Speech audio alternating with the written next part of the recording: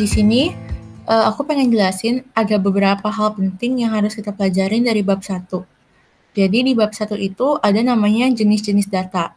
Jadi, dari data itu sendiri dibagi 2. Yang pertama kategorik, yang kedua numerik. Nah, bedanya apa sih? Nah, kategorik itu data yang nilainya dapat dibuat menjadi suatu kategori. Jadi kalau data kategorik itu lebih kayak pengelompokan. Contohnya gimana sih? Contohnya misal jenis kelamin, ada pria, ada wanita. Golongan darah, ada A, ada B, ada AB, ada O. Misalkan nilai juga bisa dikelompokin. Ada nilai A, ada nilai B, ada nilai C, ada nilai D, sama nilai E. Dan mungkin kalau aku mau nambahin satu contoh lagi, misalnya nih, Indomie. Indomie juga bisa dikategoriin. Misalnya Indomie goreng, Indomie kuah. Itu lebih ke pengelompokan kan. Sedangkan kalau numerik, kayak namanya aja, numerik, num itu kan berarti angka. Nah, jadi di numerik ini lebih ke arah angka-angka gitu sih. Dan numerik ini pun dibagi jadi 2 lagi. Ada discrete sama ada continue. Nah, bedanya apa sih? Bedanya itu kalau discrete, kata kuncinya itu dapat dihitung. Sedangkan kalau continue, kata kuncinya itu dapat diukur. Misalkan contohnya discrete adalah usia sama jumlah anak. Terus contohnya continue adalah berat sama waktu. Karena misalkan nih kita mau nanya berat orang berapa, kita kan harus ngukur kan, misalkan pakai timbangan atau misalnya kalau suhu pakai termometer, nah itu berarti diukur. Sedangkan kalau discrete itu dihitung, misalnya kita ngitung ada berapa jumlah anak sih di kelas statistika bisnis, oh ternyata ada 40 orang, itu yang discrete. Ini jangan sampai kebalik sih teman-teman, karena biasanya sih tahun lalu ini keluar pembagian data ini. Terus dari sini udah dibagi nih kategorik numerik, terus numerik dibagi 2 lagi, discrete continue.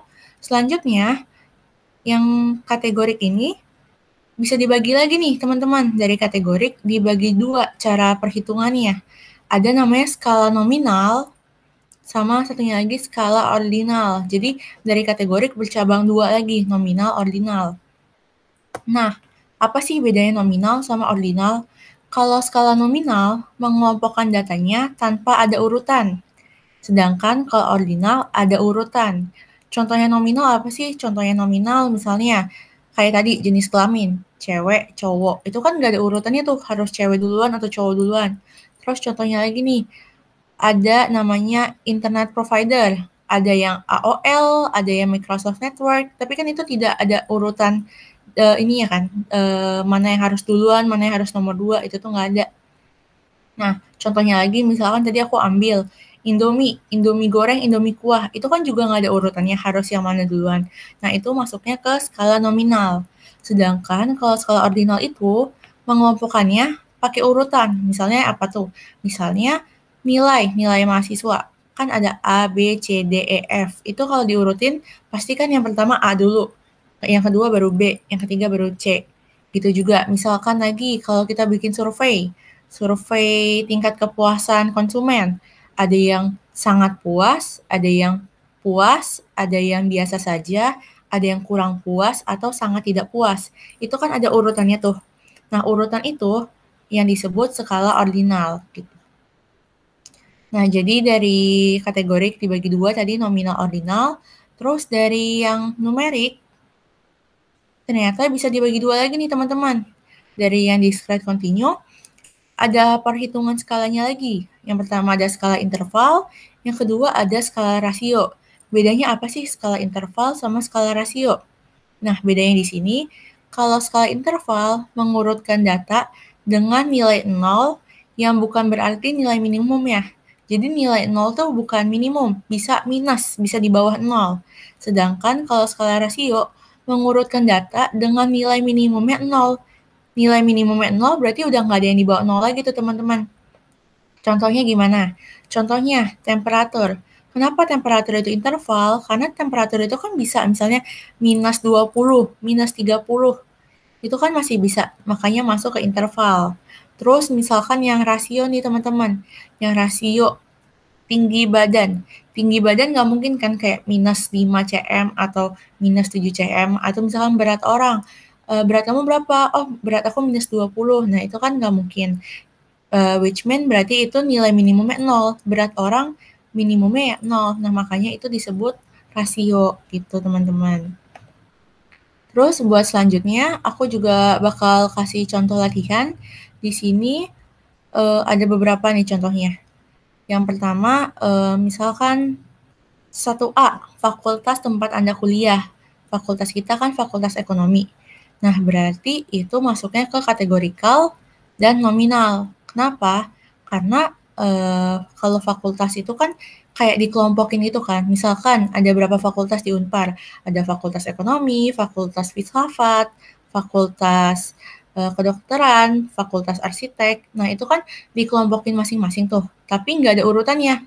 Nggak ada urutan misal fakultas kedokteran di atasnya fakultas ekonomi, atau fakultas ekonomi di atas fakultas filsafat. Itu kan nggak ada urutannya. Makanya dibilang nominal. Nominal itu nggak ada urutan. Nah, lanjut ke yang B. Berapa lama dalam jam Anda belajar sehari? Nah, kalau berapa lama ini kan berarti berhubungannya sama angka nih. Kalau angka berarti langsung masuknya ke numerik. Nah, dari numerik itu baru kita tentuin skala pengukurannya apa nih? Nominal kah, ordinal kah, rasio, atau interval? Jawabannya adalah rasio. Kenapa rasio? Karena kayak tadi yang udah dibahas, rasio itu kan minimumnya 0. Sedangkan kalau misalkan kalian ditanya, berapa lama kalian belajar sehari? Nggak mungkin kan kalian bisa jawabnya minus 5 jam atau minus 3 jam. Nggak mungkin. Jadi minimumnya banget kalau ditanya, kalian belajar berapa lama? Oh, gue nggak belajar sama sekali. Berarti 0 gitu. Berarti itu rasio. Nah, lanjut ke yang C. Ke yang C ini, infrastruktur pembelajaran daring sudah memadai.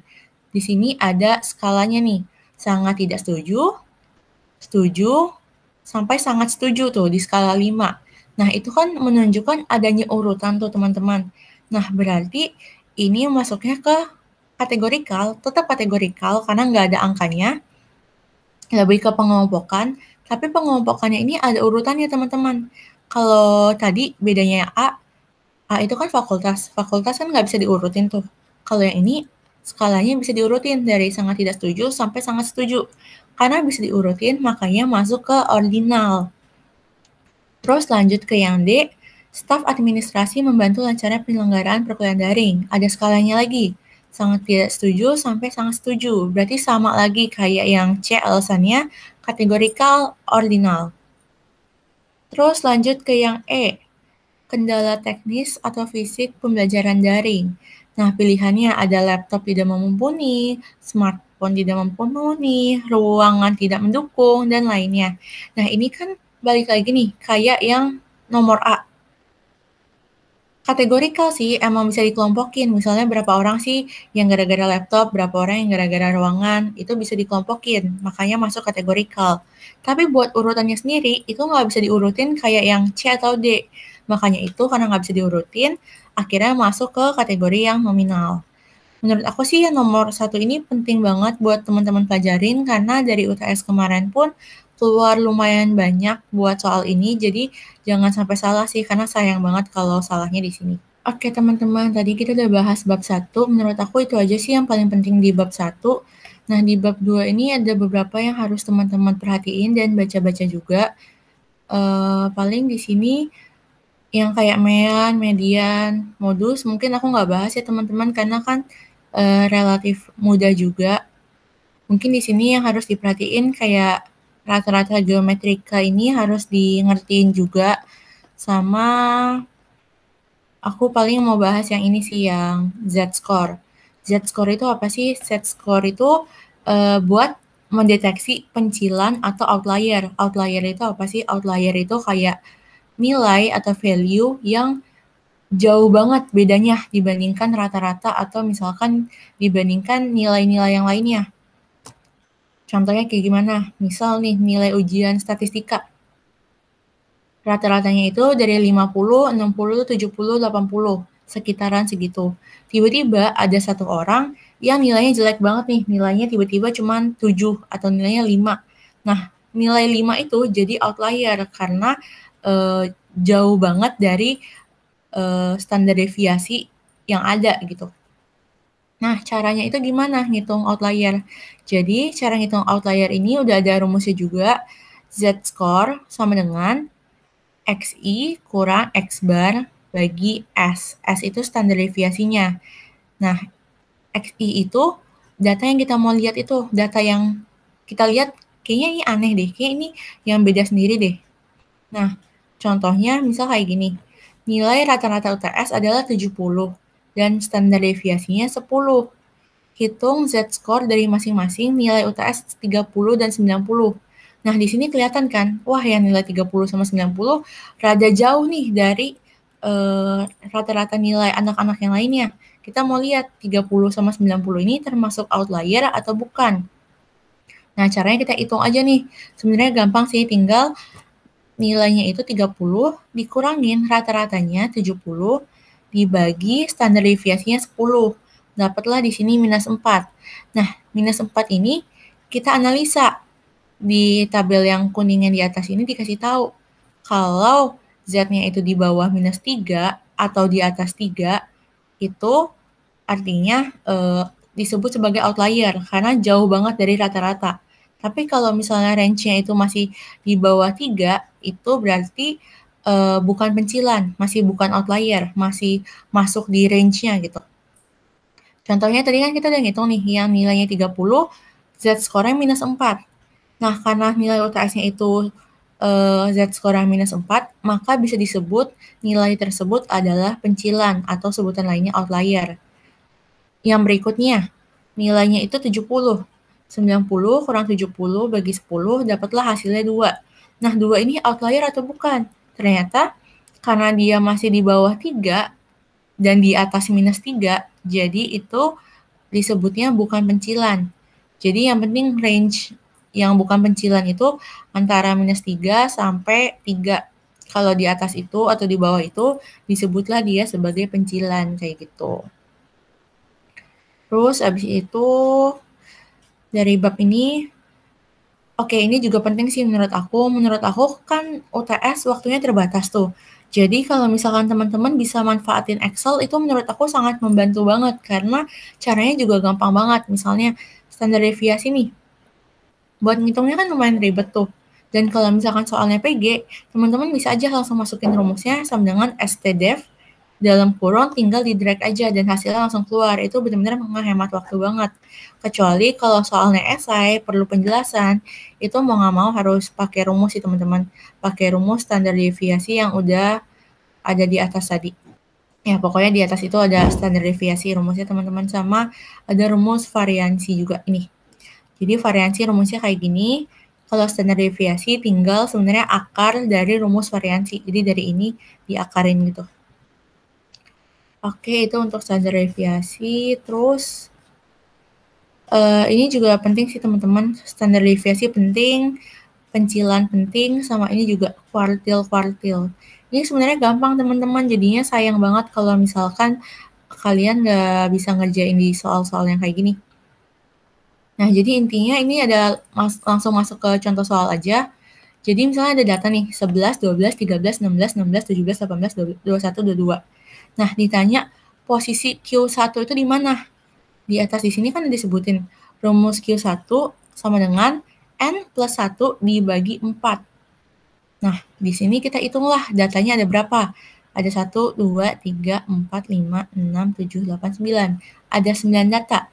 Jadi caranya gampang banget. Tinggal 9 tambah 1 bagi 4. Nah, berarti posisi Q1 itu ada di 2,5. Di posisi antara 2 sama 3. Nah, jadinya kita lihat nih dari urutan angkanya. 1, 2, 3. Berarti di antara 12 sama 13 kan. Soalnya ada komanya. Jadi tinggal kita 12 tambah 13 dibagi 2. Dapatlah angkanya 12,5. Nah, tapi mungkin jangan lupa juga di sini harus diurutin dulu ya datanya teman-teman. Jadi harus ngurut dulu dari 11, 12, 13, 16, 16, 17, baru bisa dicari posisinya. Kalau misalkan data yang dikasih tahu masih ngacak, misalnya 21, 18, 11, 12, 16, 22. Nah, itu harus teman-teman urutin dulu, baru bisa dicari posisinya. Sama aja kayak ngitung median sih, harus diurutin dulu juga kan. Nah, ini Q2. Q2 itu sebenarnya nama lainnya sama median. Jadi tinggal 9 tambah 1 dibagi 2, sama dengan 5. Dapatlah di sini 1, 2, 3, 4, 5, angkanya di 16. Terus kalau misalkan yang Q3 itu teman-teman ingat aja, di depannya harus ditambahin angka 3 nih. Jadi 3 buka kurung N plus 1 dibagi 4. Kalau tadi Q1 kan depannya nggak ada tuh. Kalau Q3 di depannya ada angka 3. Ini jangan lupa ya teman-teman. Jadi setelah dihitung dapatlah posisinya di tengah-tengah lagi nih, di 7,5. Berarti di urutan ke-7 dan urutan ke-8. Urutan ke-7-nya di sini 18, urutan ke-8-nya 21. Jadi 18 tambah 21 dibagi 2. Dapatlah hasil angkanya 19,5. Itu buat Q1, Q1, Q2, Q3. Dan ini kovariansi koefisien juga perlu dipelajarin teman-teman, dipahami juga karena ini biasanya keluar juga sih buat ngitung keterkaitan antar nilai-nilainya juga. Cuman mungkin karena keterbatasan waktu juga, yang bagian ini aku skip, langsung masuk ke latihan soal aja ya teman-teman. Oke, buat latihan soalnya ini ada di nomor 2. Disebutin kayak gini. Data lama hidup dalam tahun dari 30 nasabah perusahaan XYZ setelah mendaftar disebutkan di bawah ini. Ini dia sebutin namanya diagram batang daun. Nah, diagram batang daun itu apa sih? Diagram batang daun itu jadinya batangnya itu mewakili puluhan, sedangkan daunnya mewakili satuan. Yang batang itu yang mana sih? Yang batang ini yang depan ini. Yang 0, 1, 2, 3 itu disebutnya batang. Yang daunnya adalah yang bawahnya ini. Yang 3, 4, 4, 5 segala macam itu semua daun atau satuannya. Jadi kalau dari diagram ini mau aku pecah, mau aku detailin, aku udah bikin jadilah kayak gini. Jadi misalkan ini kan puluhan nih, puluhannya 0, satuannya 3, berarti 3, 4, 4, 5, 5, 5, 6, 8, 9. Itu dari yang baris pertama. Lanjut ke baris kedua, puluhannya kan 1 nih, satuannya 0, berarti jadi 10. Terus satu lagi, satuannya 0, 10 lagi.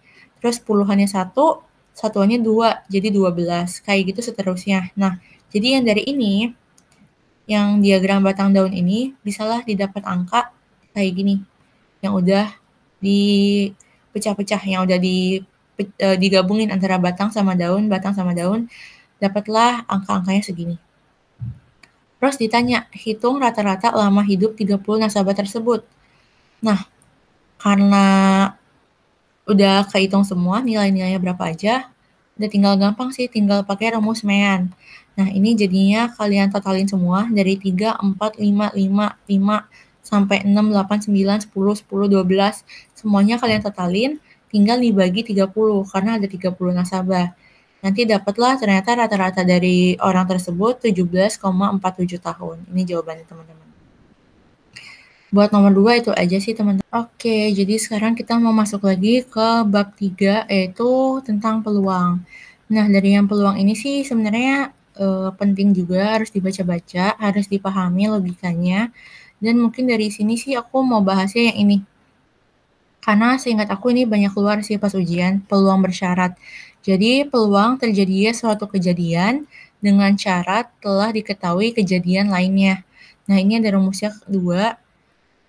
Yang pertama PAB sama dengan PA dan B per PB.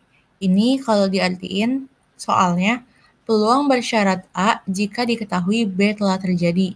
Nah, kalau yang bawahnya cuman kebalikannya. Peluang bersyarat B jika diketahui A telah terjadi. Nah, gimana cara ngapalinnya? Jadi ingat aja, yang penting yang udah diketahui telah terjadi, kita taruh bawah. Misalkan yang ini, diketahui B telah terjadi, berarti B-nya ditaruh bawah. Ini diketahui A telah terjadi, berarti A-nya di bawah. Nah, atasnya itu selalu A dan B, jadi kayak irisan dari A dan B-nya gitu. Terus lanjut ke latihan soal. Dari semua HP yang ada, 70% ada HN. Ini kita masukinlah ke tabel di sini. Yang warna merah ada fitur HN 70%. Terus yang ada fitur PN itu disebutin 40%, masukin lagi ke sini 40%. Nah, terus terakhir dikasih tahu yang mempunyai kedua fitur tersebut 20%. Jadi yang ada fitur HN, ada fitur PN, dua-duanya 20%. Udah diisi lah yang merah-merah ini. Kalau udah ketahuan yang merah-merah ini, sekarang kita harus isi yang kosong-kosong. Caranya gimana? Caranya kayak gini, misalnya ini kan 20, yang ininya masih kosong. Yang 50%-nya kan belum diketahui, tapi totalnya 70%. Berarti 20 tambah berapa supaya totalnya 70? Dapatlah kita angka 50%. Nah, yang ini juga sama. Yang kotak ini, yang warna hitam kan awalnya belum dikasih tahu. Tapi kita tahu yang ada fitur HN, ada fitur PN 20%. Yang totalnya ini 40. Nah, berarti yang kotak tengah ini bisa kita isi 20% supaya pas 20 tambah 20 sama dengan 40 kayak gitu. Nah, lanjut lagi. Total semuanya pastinya 100% kan di sini teman-teman. Nah, karena di sini 100%, di atasnya udah dikasih tahu 70%, berarti di tengah-tengah ini kita isi berapa nih teman-teman supaya bisa ngepas 100. Makanya kita masukinlah persentasenya 30. Jadi 70 tambah 30 pas nih 100. Nah, udah ketebak semuanya, tinggal yang belum keisi adalah yang tengah ini. Yang tengah ini caranya gimana? Sama lagi. Kirinya 20, kanannya 30. Jadi berapa nih? 20 tambah berapa supaya hasilnya 30? Dapatlah hasilnya 10%. Jadi setelah tabelnya lengkap semua, udah keisi semua, barulah kita bisa jawab soalnya. Kita mungkin bahas yang satu aja. Yang A, mempunyai fitur pengisian nirkabel jika diketahui HP tersebut memiliki fitur headset nirkabel. Dengan kata lain, kita mencari PN per PN garis HN. Nah, di sini yang diketahui apa? Yang diketahui kan HN kan? Karena ini kalimatnya jika diketahui HP tersebut memiliki fitur HN. Nah, jadi HN-nya itu yang diketahui, dan tadi aku udah bilang, kalau yang diketahui itu kita taruh di bawah, di per-nya. Nah, makanya ini dirumusnya juga per PHN, karena ini yang dikasih tahu, ini yang diketahui. Di atasnya itu irisannya, irisan antara PN dan HN. Nah, ini kan rumusnya kita udah dapat nih, tinggal masukin angkanya. PHN itu berapa? Kita lihat dulu. HN, nih HN totalnya 70%. Dari sini, total HN 70%. Taruhlah di bawah. Terus yang atas kita lihat, perpotongan antara PN dan HN. Jadi, PN dan HN itu berarti dia punya PN, tapi dia juga punya HN, punya dua-duanya. Berarti itu yang 20% ini, yang dimerahin. Jadi dihitung tinggal 20 per 70%, dapatlah 2/7 probability-nya. Yang B juga sama sih teman-teman, cuma tinggal dibalik aja. Kayak gitu. Udah kayak gitu, sekarang kita mau masuk ke latihan soal. Latihan soal nomor 3. Nah, di sini aku punya soal.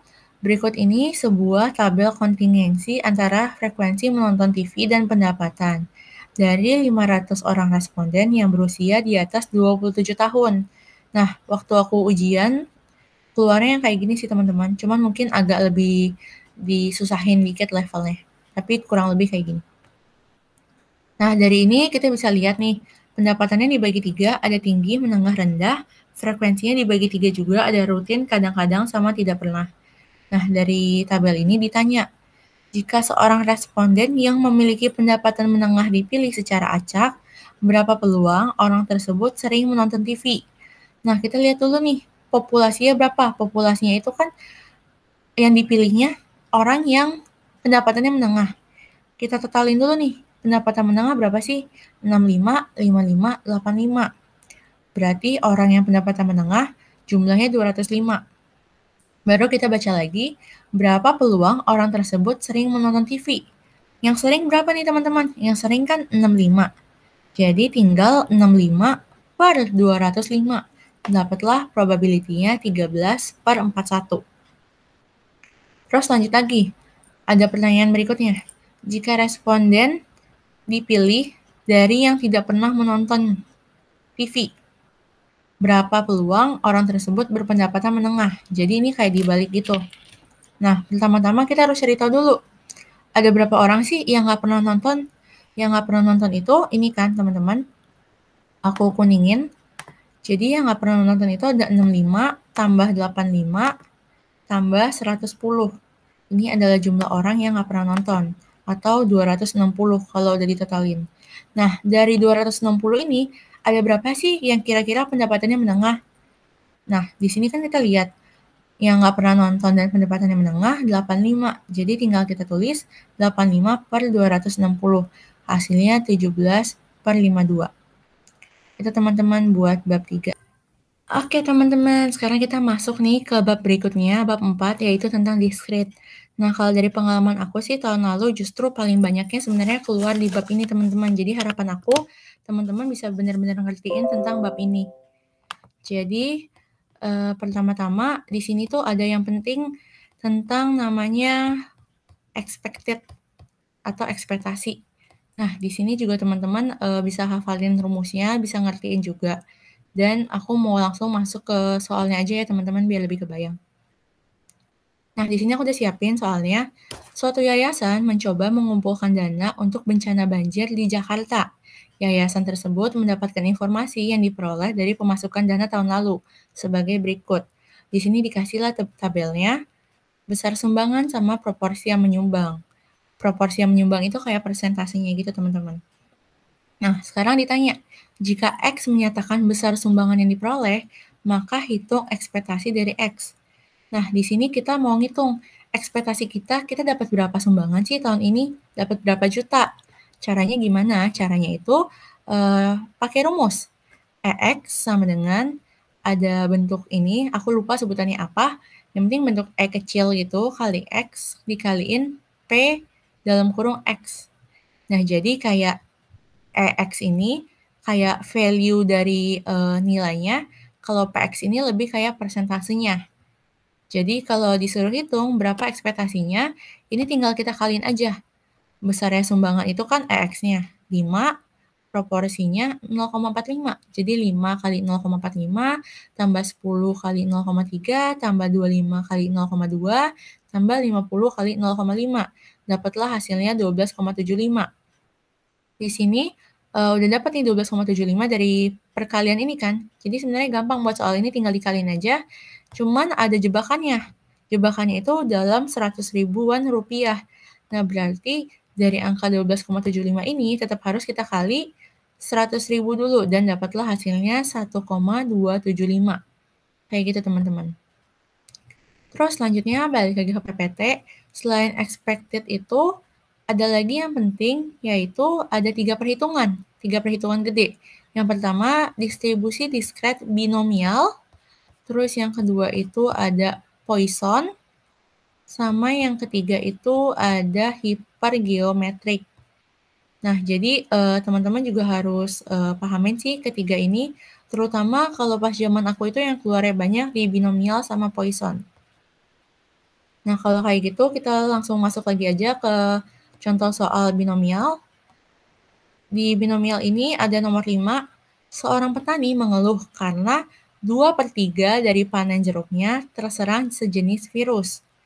Dan pertanyaannya, hitung peluang 3 jeruk yang tidak terserang virus di antara 7 jeruk yang diperiksa.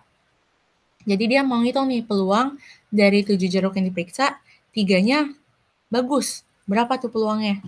Nah, jadi sekarang kita tulis dulu nih yang diketahuinya. Yang diketahui peluang terjadinya suatu kejadian. Nah, kejadian di sini kan yang ditanya tidak terserang virus.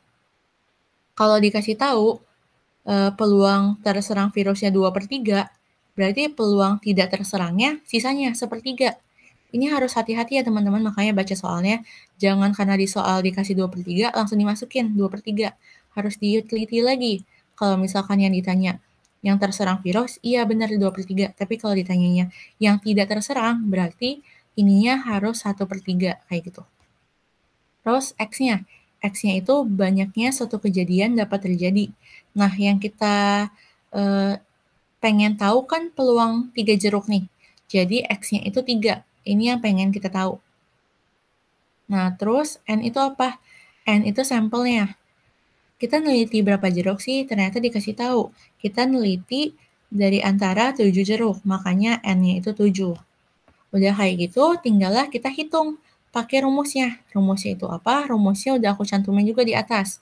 Rumusnya N tanda seru dibagi X tanda seru dalam kurung N kurang X tanda seru dikali Pi pangkat X dikali 1 kurang Pi dalam kurung N kurang X.